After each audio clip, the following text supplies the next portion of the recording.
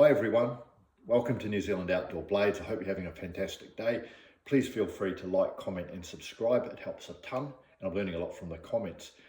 Today I just want to do a quick video on knife construction, focusing on the tang of the knife. The tang of the knife generally refers to the base of the knife itself, and this is literally the backbone of the knife, typically where the handle is and where the handle joins to the main blade itself. Now this is one of the inherent weak points in the blade. If you're going to break a blade, this is one of the areas that you often break the blade, not always. Another area may be the tip of the blade, but today I'm going to focus on the tang of the blade. Now first of all, a knife only needs to be as strong as the task that you ask it to do. All it is a tool. So if all you're doing is cutting up steak on the kitchen table for dinner, then you don't necessarily need a really strong knife. If all you're doing is cutting up rabbits or even a deer, your knife doesn't necessarily have to be that strong to do that.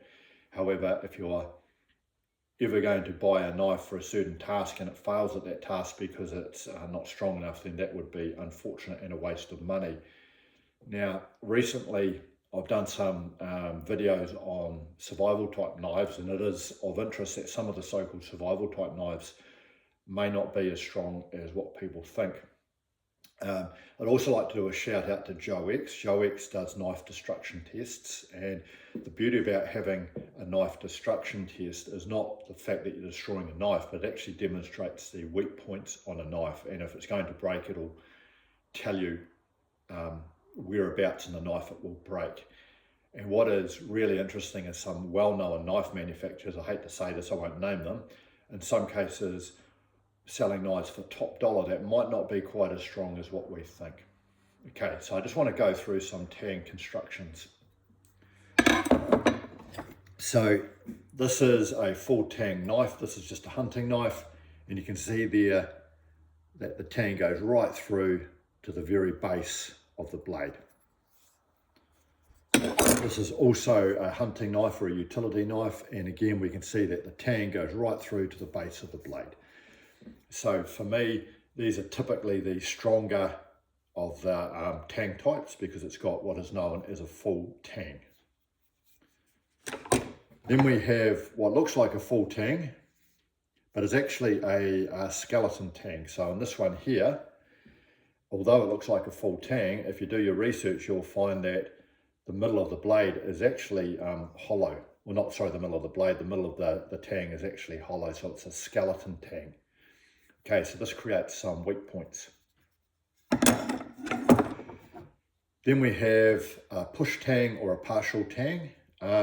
So this knife, which is a puko design, the tang doesn't go all the way through to the base of the blade. Doesn't make it bad, it just means it's not as strong as a full tang. That's okay, this one is designed to cut up rabbits and fish, so it's probably fine for that. Here's a sheep skinning knife. It's got a partial tang and it goes almost to the base, so it's still pretty strong, but it doesn't go all the way to the base. This one is a falcon even. It's a very strong knife, but it's got what I would refer to as a stick tang. So it's not a full tang, it doesn't go right through the width of the handle. It does go right to the base there, so it's not quite as wide as the blade. So that's a stick tang.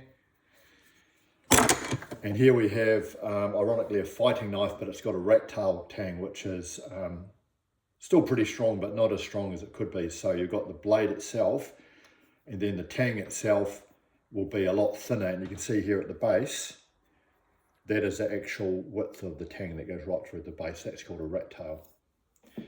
So anyway, these are just some different tang constructions, but they give you an indicator on the strength of the knife, depending on what you're going to use it for.